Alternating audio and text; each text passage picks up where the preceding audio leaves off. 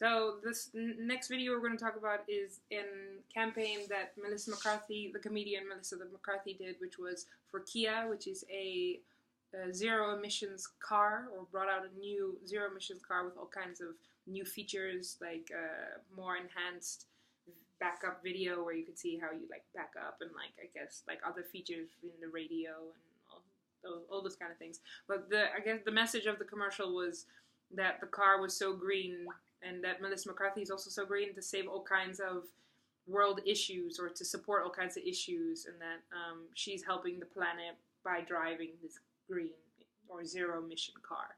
So she was helping the whales, and then was protesting to save the ice caps, and then save the rhinos and all kinds of things. And it's more of a comedic commercial, but the message does get across that they want the car is supposed to show that it's a very green and zero emissions car. What do I notice in terms of design and marketing? Again, it targets a lot of climate change issues, or issues that have a lot of ground in the society today. Like, for example, the melting of the polar caps is a huge issue at the moment in regards to climate change. And recently, I guess at the time the video was released, the last few white rhinos had gone extinct, or the species had gone extinct. So then it was also an issue where people were trying to raise awareness about poaching and stuff like that. And again, also the trees refer to the Amazon, how the trees are being cut down, and also the whales refer to how Japan was ordered by the G8 summit to stop whaling, so to stop the poaching of whales and stuff like that. So it touches on a lot of climate issues that were popular at that time when the commercial was released. Intercultural perspective. What different perspectives do you recognize in the commercial? I don't know if there's a lot of perspectives in the commercial in particular. Like, it just shows a bunch of different ways, in a comedic ways, with a one word, to save or to help the planet in a sense. And then I guess they're so exaggerated that by purchasing a zero emissions car would be the best thing to do.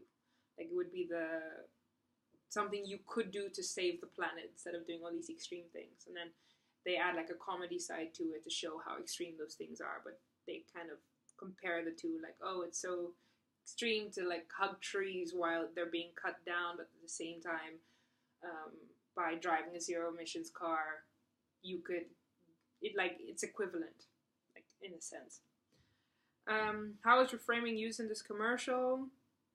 To spin assumptions? I don't know. I don't think it does that very much.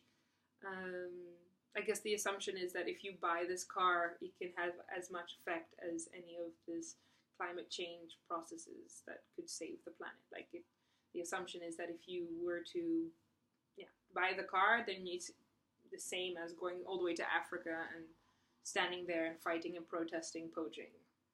I guess that's the way, in a sense, to spin it. I mean, it's not realistic necessarily to go all the way to Africa and like to help out, or to stand there with a poster the way Melissa does in the video. But it does bring the point across. How is reality turned around? I don't think reality's turned around very much per se. I think it's, in that video in particular, it just shows the comedic side. As such of a fake reality where if you wanted to help the planet, you could. Well, you could say that to all these destinations you drove with the car, and that's not realistic. Yeah, It wanted to show how many miles the car could go, but it's not realistic to go to Antarctica or wherever she was with the icebergs, to Africa, to back to the rainforest, and then that's not doable with a car. Yeah. In all honesty.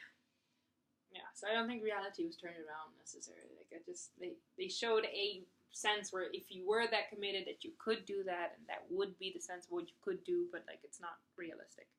And what ways does it change our way of thinking, our mental node? For me, it doesn't, because I'm already pretty sustainable, and I try my best to help out. I mean, I'm not one to send money to charities, because I feel like most of the money doesn't end up where the charity is meant for. Yeah. In all honesty. That's just my opinion. I'd rather go help physically than send money to something that's not going to be solved with just money. So for me, it hasn't really changed anything because I don't drive a car, and I try to live as sustainable as possible. So Yeah, I also don't drive a car, so I mean, practically the same. I also don't. I have a license, but I don't drive a car. But I guess I can understand from a certain perspective that they try to.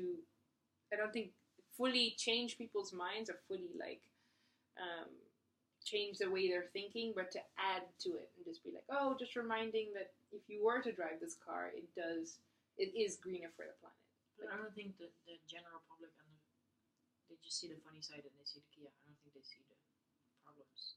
Yeah, yeah, I guess, but I think it's a marketing tool to do it that way though, because then you still remember the advertisements and you still talk about it because it's so funny. But you don't talk about then it's problems. Yeah, but then it's the question of whether it does that was do the that goal. problem. That is the goal of the advertisement, to sell the Kia.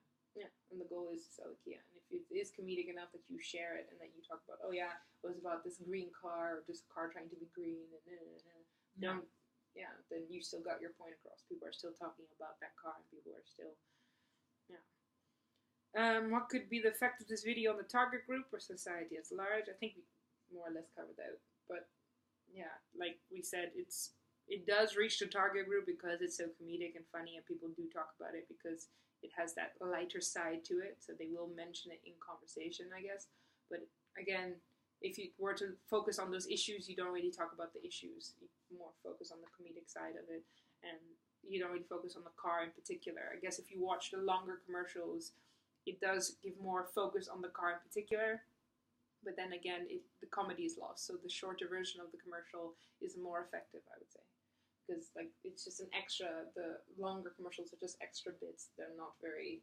They get the point clearer across, but they're not very effective, I would say. Like I wouldn't spend time to watch that extra bit because it's not very. No, probably either. Does inspire people and how? I guess it's supposed to inspire people to like buy the car. Yeah, and probably will. Yeah, I guess so. Millennials who are just trying to add their thing and be like, oh yeah, it might be a nice car to drive. And but I think it would also be an excuse for some people that think like have a crooked thought. Mm-hmm. Be like, oh, if I drive this car, I'm already doing something for the planet. Yeah. So I don't have to worry about all the things I do beside that. Yeah. Like that's not. It's like a crutch basically. It's like to be like, oh yeah, I don't need this to do this because I'm already doing that. So I think that's like some people might end up with that thought train, and it's like that's not. Yeah, true. At least I don't think that's the goal of the video. I think the goal is to think about the environment. Yeah. And by thinking about the environment, you should have a zero emission car. Yeah. And get rid of all the cars that aren't. Mm. Yeah. So that was our analysis of that commercial.